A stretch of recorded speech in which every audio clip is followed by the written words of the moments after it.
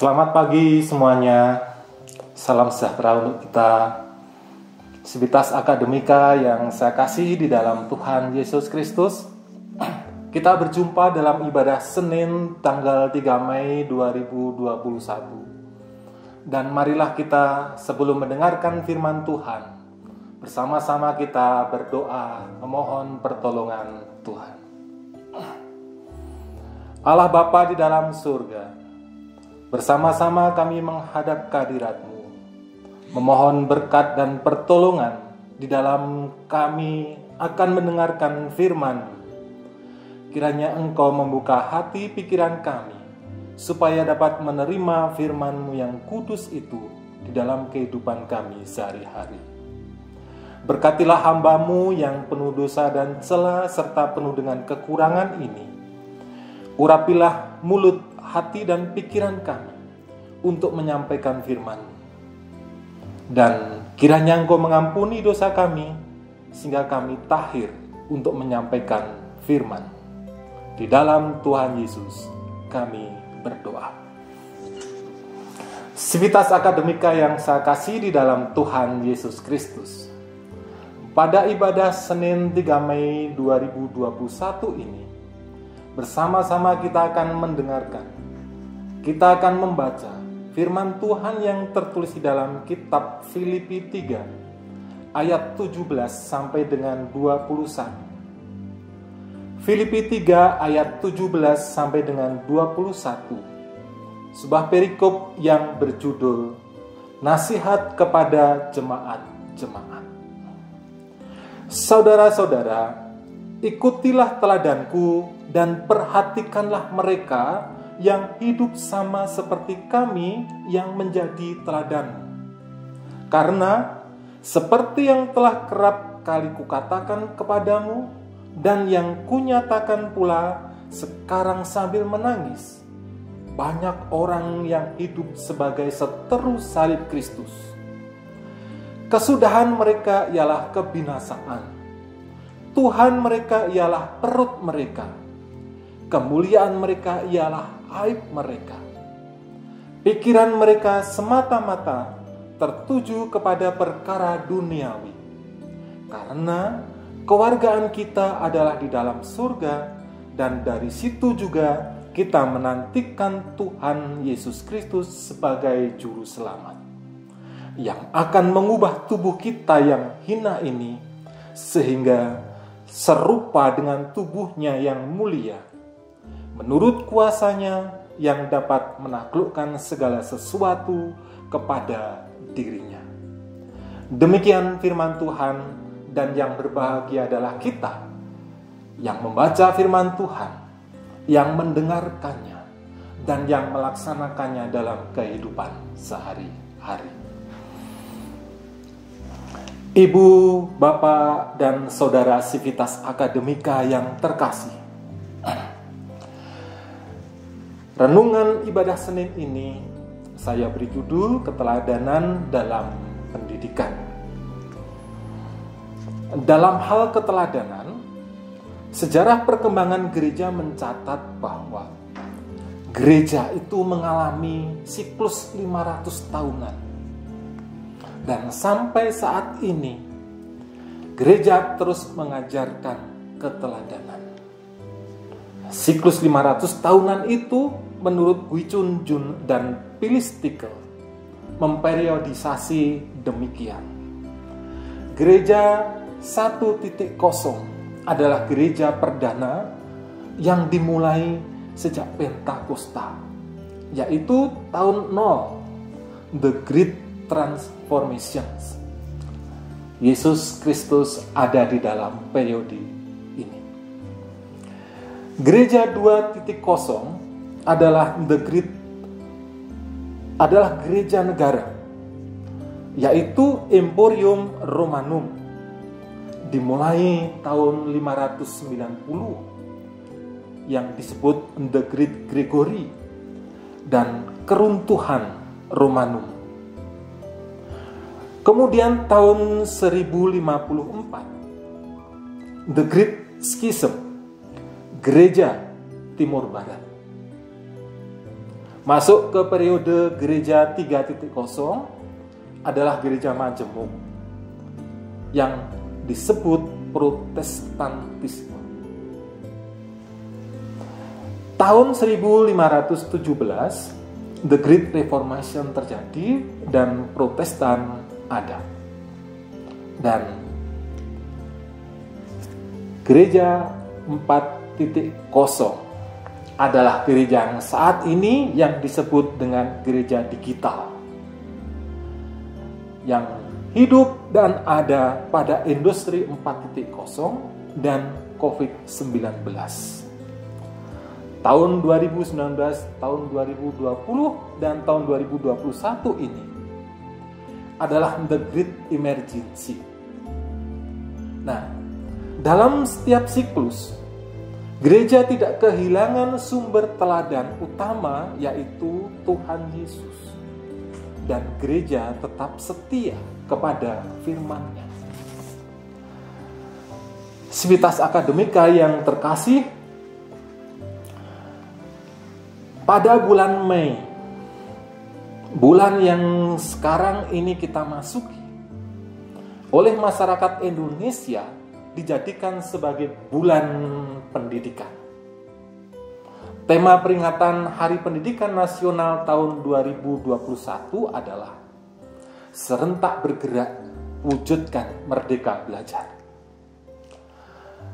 Dengan sebuah logo bintang yang luas, yang disebut bintang pendidikan, memancarkan semangat nyata. Logo tersebut memiliki arti kreativitas dan inovasi generasi muda dalam memaksimalkan potensi intelektual. Potensi yang ada pada anak muda adalah unggul, cerdas dan berkarakter, menggembirakan, kolaboratif, senang bergotong royong, serta berpartisipasi publik. Memiliki kemampuan intelektual, emosional, dan spiritual.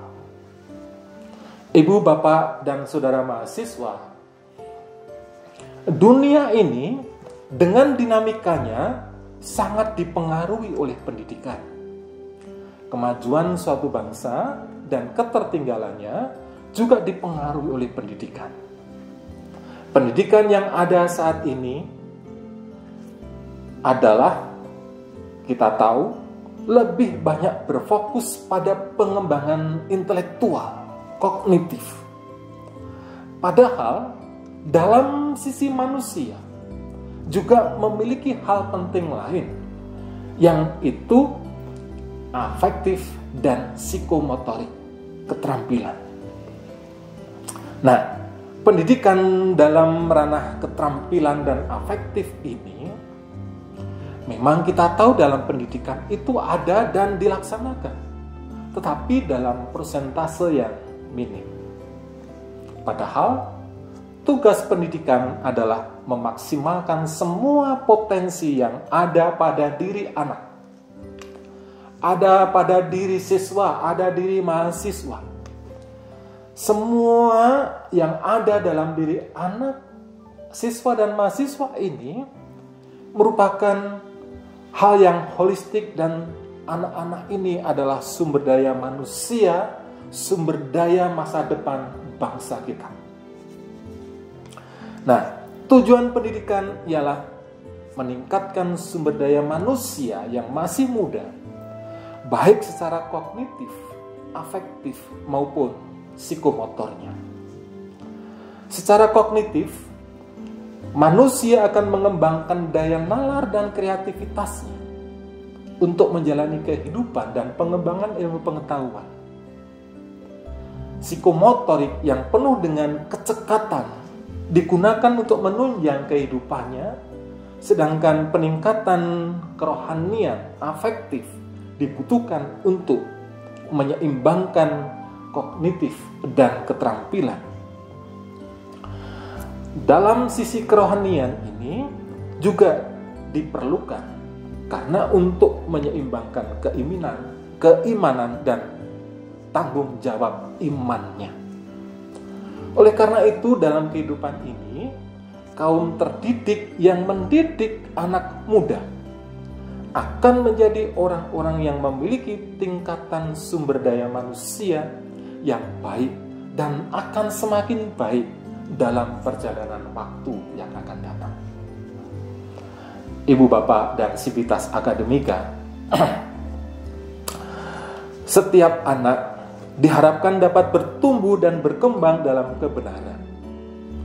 Setiap anak juga diharapkan memiliki perilaku dan kepribadian baik, sopan, mengerti tata krama, dapat menghargai dan menghormati orang lain dan sesamanya, sehingga dengan moral yang baik, anak-anak diharapkan mampu meraih kebahagiaan hidupnya.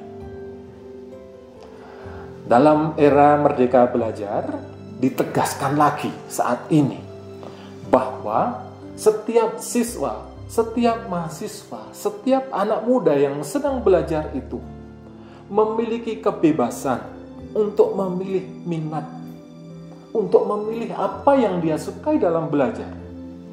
Dan anak-anak muda ini juga berhak mendapatkan keteladanan seperti yang Paulus katakan. Keteladanan dari pendidik yang juga menjadi hak anak-anak muda itu. Namun yang terjadi, siswa bahkan mahasiswa masih terbelenggu dengan kurikulum yang harus dia kuasai. Harapan dan cita-cita orang tua yang disematkan kepada anak-anaknya. Juga oleh guru yang masih berpandangan kolot. Bahkan sekolah yang terus memaksakan program-programnya kepada para anak didiknya. Guru abad 21 yang mempesona, yang berwibawa dan bijaksana juga belum tampak hadir di dalam kelas. Semua hal itu menyebabkan siswa masih menjadi sumber daya masa depan bangsa yang hanya menjadi objek belajar. Ibu, Bapak, mahasiswa Sivitas Akademika UKSW yang saya kasihi, salah satu hal penting yang harus dilaksanakan oleh dunia pendidikan adalah menjadikan siswa itu memiliki rasa bangga dan penghargaan tinggi kepada sekolahnya. Untuk hal itu, kita harus melaksanakan ajaran Paulus seperti yang disuratkan kepada jemaat di Filipi, yaitu menjadi teladan dan melakukan hal yang membuat siswa, yang membuat mahasiswa dan orang lain tersenyum. Dan mahasiswa, siswa yang saat ini sedang lelah dan merasa rindu untuk bertemu dengan kondisi yang setahun terakhir ini dialami, menjadikan mereka ingin segera pulang ke kampus seperti pulang ke rumah saat kampus dibuka. Banyak orang, mahasiswa terutama, juga dosen dan pegawai yang mengatakan untuk kembali mengunjungi dan bertemu dengan kita. Ibu, Bapak, dan saudara mahasiswa yang saya kasihi, pendidikan memang harus membebaskan. Dan tentu saja, pendidikan juga harus memberikan keteladanan. Siapapun harus merasakan itu, bahwa pendidikan harus membebaskan. Salah satunya membebaskan dari kebodohan. Clarence M. Jones, seorang instruktur dari Carnegie Institute, membagikan pengalamannya dalam membebaskan putranya dari kebodohan yang dilakukan oleh sekolahnya. David, seorang putra dari Clarence ini, mengalami kecelakaan. Dahinya terbentur dan meninggalkan luka. Akibatnya, dia dicap. Dia terlambat sekolah 2 tahun. Dan dia masuk di kelas khusus bagi anak-anak yang lamban belajar. David tidak hafal perkalian. Dia melakukan penjumlahan dengan jari tangannya, dan dia nyaris tidak bisa membaca. Satu hal yang David sukai adalah bekerja dengan radio dan televisi karena cita-citanya menjadi teknisi. Clarence, ayah yang peduli ini, dengan peduli yang sangat kepada putranya itu, berusaha untuk mengatasi masalah. Dia membeli 4 set kartu perkalian, pembagian, penjumlahan, dan pengurangan. Kemudian membantu David belajar. Dengan kerajinan dan teknik serta perayaan, setiap keberhasilan kecil yang dilakukan David terus ditunjukkan, dirayakan dengan penuh kegembiraan. Dari situ David mengalami kemajuan pesat dalam belajar dan mengalami keberhasilan. Seluruh kartu bisa dia selesaikan sesuai dengan target, yaitu kurang dari 8 menit. Sebuah akhir yang luar biasa karena nilai aljabar di rapotnya itu 8. Kemampuan dasar menggambarnya menanjak, meningkat semakin tinggi. Begitu pula dengan kemampuan membacanya. Nah, dalam sebuah proyek sains di sekolah, David menyabet juara ketiga. Dan sejak itu, dia mulai masuk ke jajaran siswa teratas. Semua berubah. Yang tadinya seorang anak tinggal kelas 2 kali, yang distigma mengalami kerusakan otak sehingga dipanggil Frankenstein karena otaknya bocor, menjadi siswa yang berkembang kognitif, afektif, dan psikomotornya. Clarence mengatakan bahwa David meneladaninya. Clarence juga meneladani anaknya dalam belajar, dan David menjadi contoh bahwa sebenarnya setiap anak adalah cerdas. Nah, pendidikan harus didasari dengan keengganan kepada Tuhan. Amsal 1 ayat 7 mengatakan, takut akan Tuhan adalah awal pengetahuan. Firman Tuhan ini menjadi dasar atas pelaksanaan pendidikan. Keteladanan guru, kebebasan belajar, ribet yang tepat, belajar tanpa rasa takut, dan hal positif lainnya dalam pendidikan berawal dari nats ini. Nah, ibu bapak dan saudara-saudara yang saya kasihi, merayakan bulan pendidikan adalah dengan memperbarui pandangan kita, cara berpikir, teknik mengajar, dan hal positif lainnya untuk UKSW. Kita, siapapun kita yang ada di UKSW ini, adalah sumber daya mulia. Dengan memiliki sumber daya, baik dalam hal iman dan kemampuan lainnya, kita dapat menjadi teladan dalam bidang pendidikan yang bisa diikuti oleh masing-masing. Keteladanan bukan hanya oleh tingkatan pendidikan. Dalam bidang apapun yang digelutinya, seorang bisa menjadi teladan. Manusia meneladani manusia yang lain dikarenakan ketertarikan dan kemampuan yang ditunjukkan oleh orang tersebut. Namun, sumber teladan utama adalah Tuhan Yesus Kristus yang selalu menjadi inspirasi pendidikan. Nah, pendidikan harus didasarkan pada firman Tuhan yang merupakan sumber kebenaran mutlak. Pendidikan tidak semata-mata mengajarkan nilai, tetapi juga mengajarkan kebenaran Allah. Hidup bersama Allah. Pendidikan mengajarkan jalan kehidupan. Jalan yang menunjukkan juru selamat, menunjukkan kebenaran, menunjukkan hikmat, pengetahuan, dan kemanfaatan untuk orang banyak dan untuk bangsa dan negara. Tuhan memberkati. Amin. Ibu, Bapak, dan Saudara sekalian, mari kita bersyafaat bersama.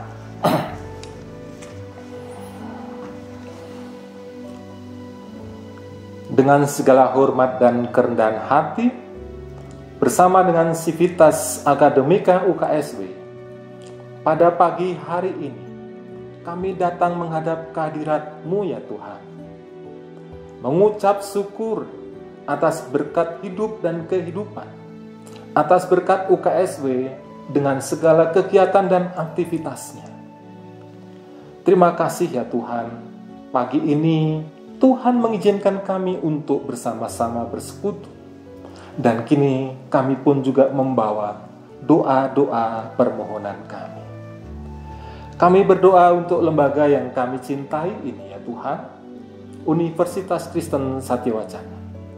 Engkau memberkati yayasan, Engkau memberkati pimpinan, Engkau memberkati para dosen, Engkau memberkati pegawai, Engkau memberkati mahasiswa dan orang tua mahasiswa di dalam beraktivitas setiap hari menjalankan kewajibannya masing-masing.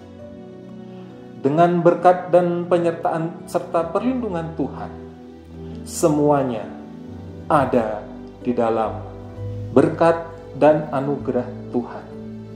Masing-masing menjalankan tugas dengan rasa takut dan enggan kepadamu, dengan penuh hikmat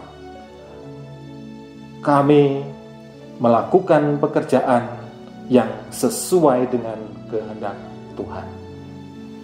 Tuhan memberkati panitia, tim, satgas, dan apapun yang dibentuk oleh setiap lembaga yang ada di dalam UKSW ini untuk melakukan pekerjaannya, melakukan kegiatannya, dalam merancang, dalam melaksanakan, dan dalam melaporkannya.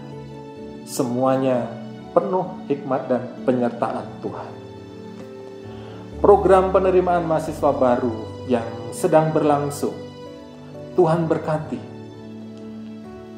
Tuhan gerakkan orang tua dan para calon mahasiswa untuk mendaftar di setiap prodi di UKSW ini. Dan Tuhan mencukupkan dengan berlimpah mahasiswa di setiap prodi pada tahun akademik 2021-2022 ini. Ya Tuhan, Engkau memberkati pula Satgas UKSW di dalam melaksanakan penanggulangan wabah COVID-19, supaya dengan penuh hikmat dan berkat Tuhan mendapatkan kesehatan dan UKSW terlepas dan bisa melewati wabah COVID-19 ini dengan penuh hikmat, penuh anugerah dari Tuhan, dan UKSW bisa menjalankan program, bisa hidup dan maju, melewati dan mengalami era baru, era digitalisasi dan era zaman baru. Ya Tuhan, pelaksanaan Hari Pendidikan Nasional yang dilaksanakan di setiap program studi juga berlangsung dengan hikmat dan penyertaan Tuhan. Ampunilah ya Tuhan segala dosa dan salah kami, supaya kami selalu Engkau terima memanjatkan doa syukur dan permohonan kami. Seluruh doa ini kami panjatkan di dalam iman percaya kami kepada Allah Bapa di surga melalui Tuhan Yesus Kristus. Amin. Ibu, Bapak, dan Saudara yang saya kasih di dalam Tuhan Yesus Kristus, mari kita lanjutkan hidup dalam anugerah Tuhan dengan memegang teguh keyakinan bahwa Ia adalah Allah yang setia, yang tidak pernah meninggalkan umat-Nya. Kasih, kuasa, dan berkat-Nya selalu dinyatakan untuk menopang dan menguatkan kita. Mari kita terima berkat-Nya yang menjadi kekuatan bagi kita. Kasih karunia dan damai sejahtera dari Tuhan Yesus Kristus dan kasih Allah Bapa serta persekutuan Roh Kudus menyertai kita kini dan selamanya. Amin.